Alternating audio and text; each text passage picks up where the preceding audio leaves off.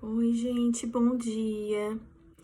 Estamos todos em quarentena, por isso que vamos utilizar agora as ferramentas que nós temos disponíveis, né? A tecnologia, graças a Deus, nos ajuda nesse sentido. Nós vamos dar continuidade às nossas leituras de Teorias 3, né? Humanismo.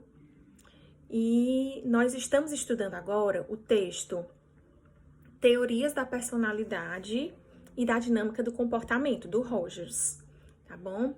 A gente vinha vendo a importância de entender o conceito de necessidade de consideração positiva de si, né? De consideração positiva do outro, né? Entendendo o que significa uma pessoa critério, que é aquela pessoa que tem consideração positiva, né, em relação a mim, e que eu também tenho consideração positiva em relação a ela.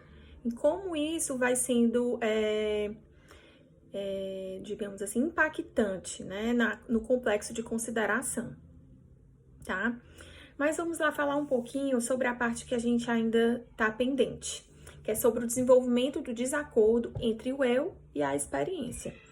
Esse é o momento em que o sujeito ele começa a ficar naquele estado de incongruência ao qual nós falamos no texto das condições necessárias, né? Que a gente atende um cliente ou entra em contato com esse sujeito que está nesse estado de incongruência ou de vulnerabilidade. Como é que isso ocorre? Como é que ele chega a esse estado? Então, ele foi desenvolvendo, né, a partir da infância, enfim, desde bebezinho, essa avaliação organísmica, que é o controle que ele faz, né, a partir dessas experiências, que ele vai observando as experiências que são favoráveis a seu organismo, as que são desfavoráveis. E essa avaliação organísmica, ela é inerente ao sujeito e muito importante, é essencial.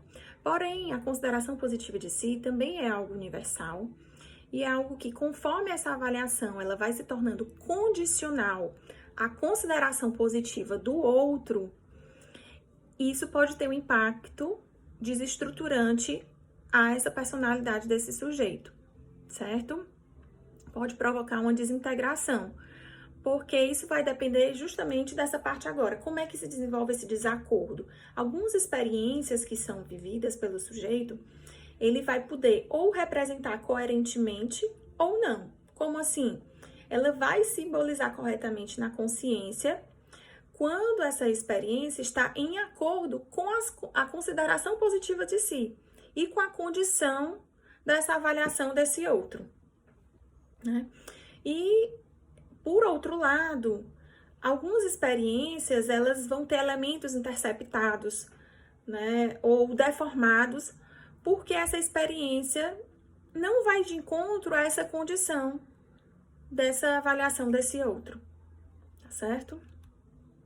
Vamos passar aqui para o próximo slide, né? Ainda continuando falando sobre o desacordo entre o eu e a experiência, tá?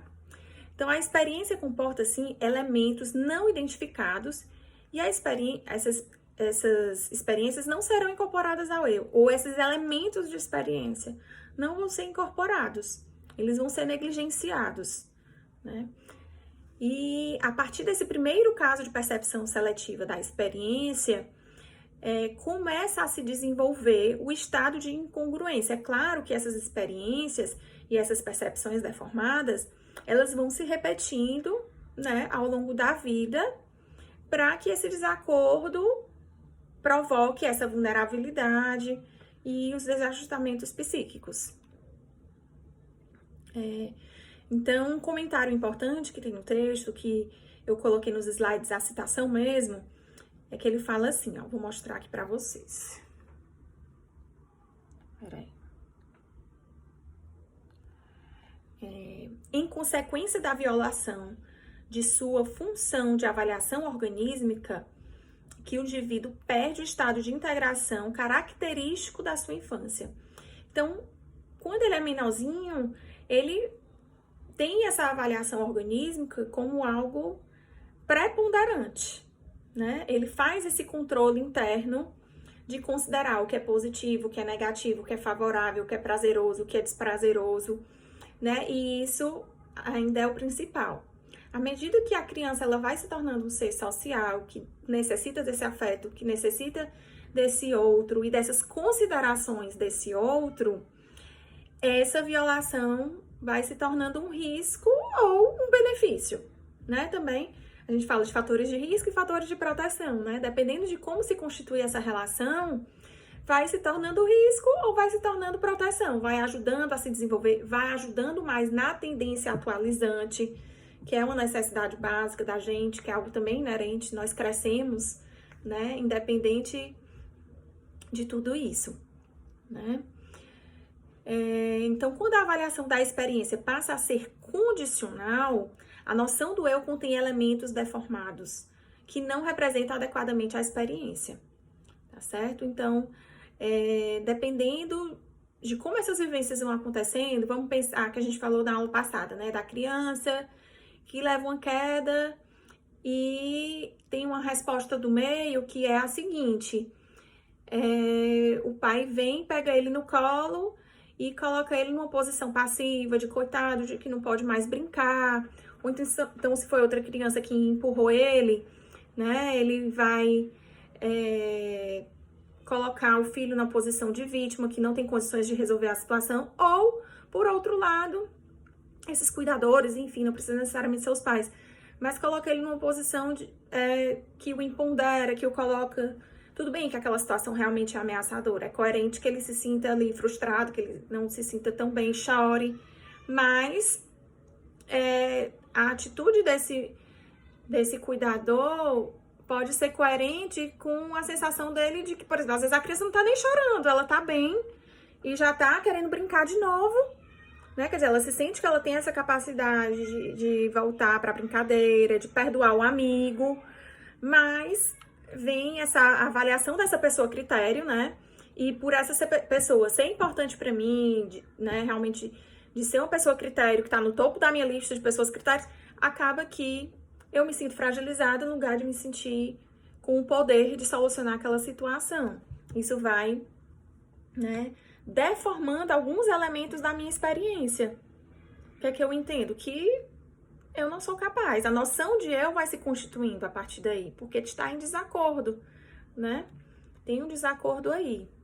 Eu percebia que eu era capaz, porém a experiência me mostrou que eu não sou capaz. Então, alguns elementos vão ser incorporados, outros vão ser, né, interceptados.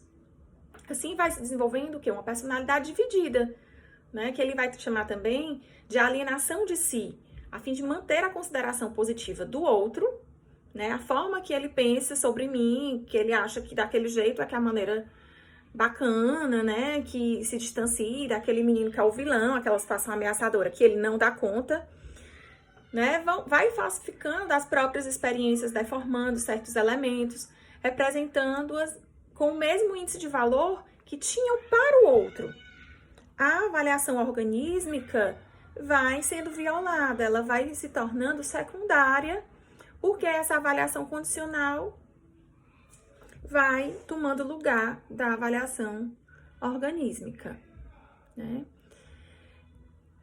Então, vamos lá, um exemplo, né? Um irmão, que é uma pessoa critério, que diz para a irmã que ela é muito chata, intrometida, por ela ter entrado no quarto dele para conversar.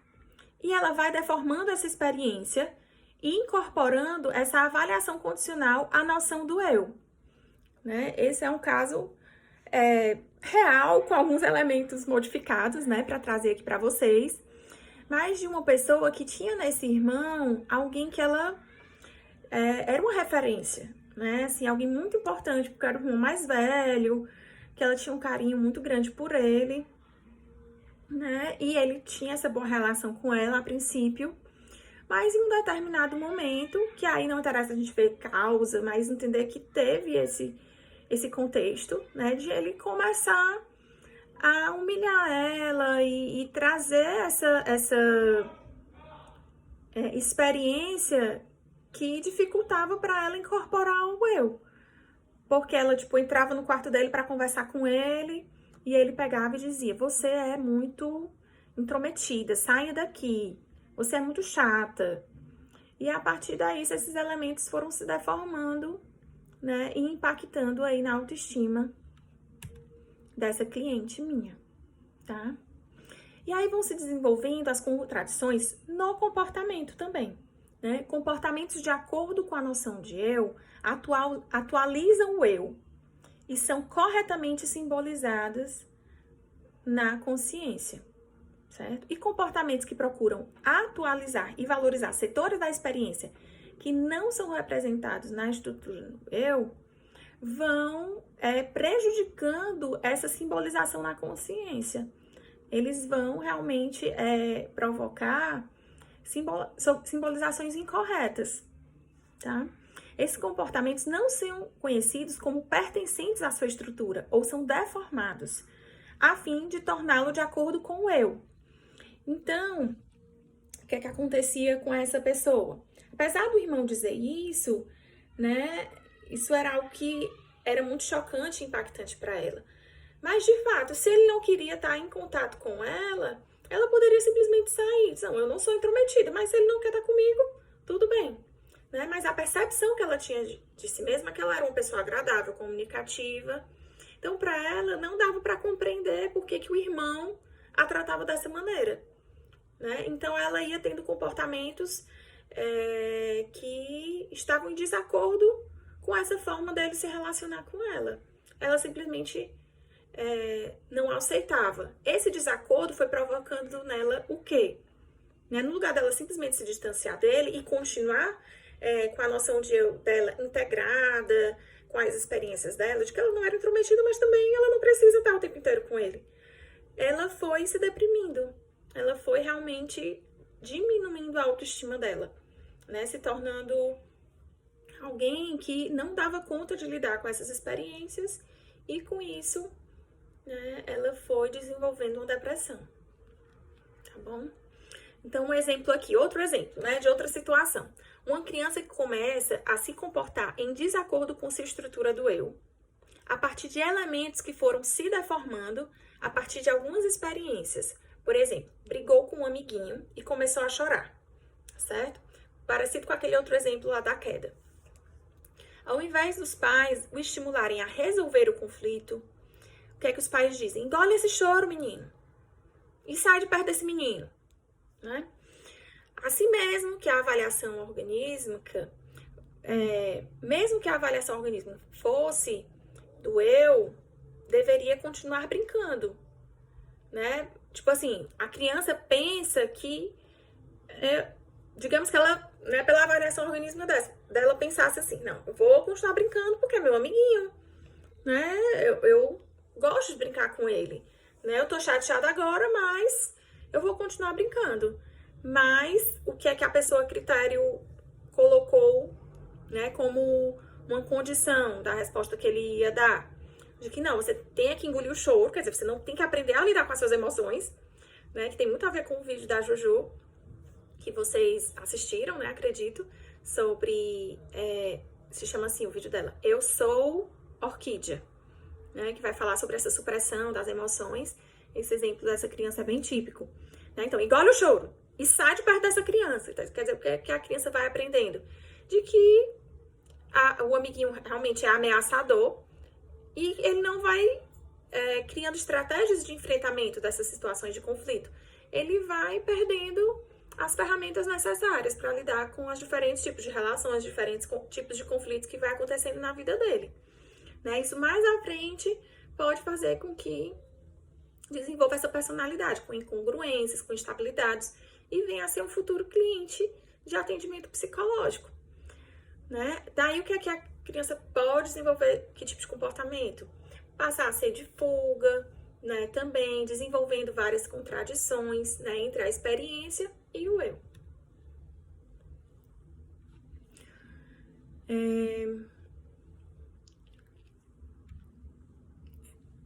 Aqui é outro exemplo de experiência também. Também falando dessa questão da experiência de ameaça, né? Da mesma forma que eu falei agora da briga com o amiguinho, né? Que é uma situação de ameaça. E como é que acontece, então, o processo de defesa, né? Que também é outro conceito importante. As experiências, elas não estão de acordo com a estrutura do eu, certo?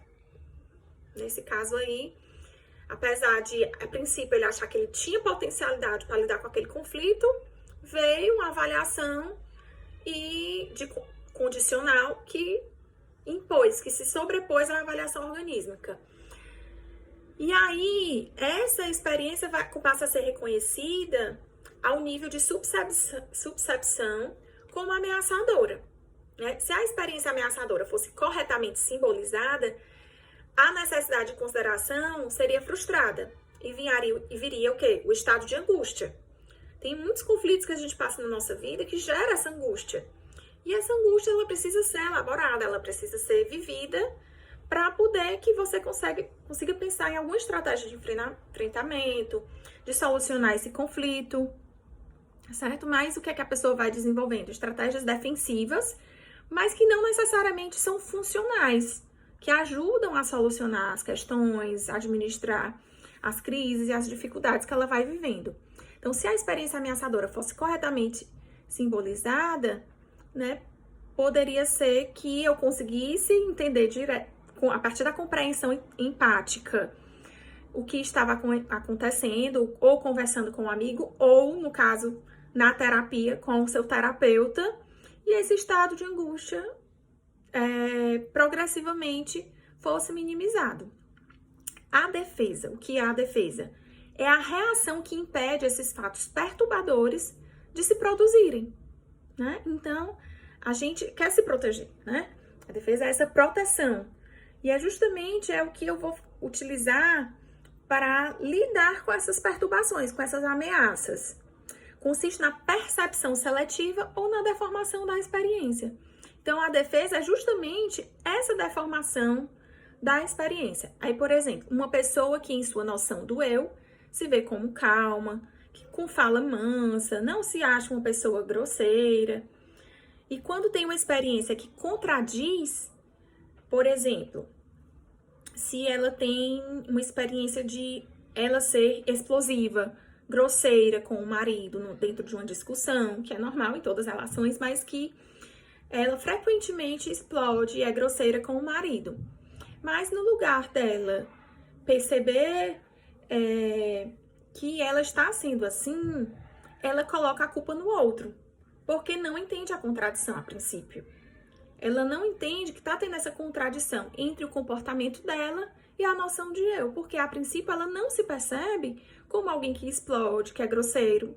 Então, ela, quando ela vier contar a história, ela vai dizer, não, foi o meu marido que me provocou, ele que foi grosseiro, né? Ou outros tipos de deformações que vocês possam pensar e até exemplificar.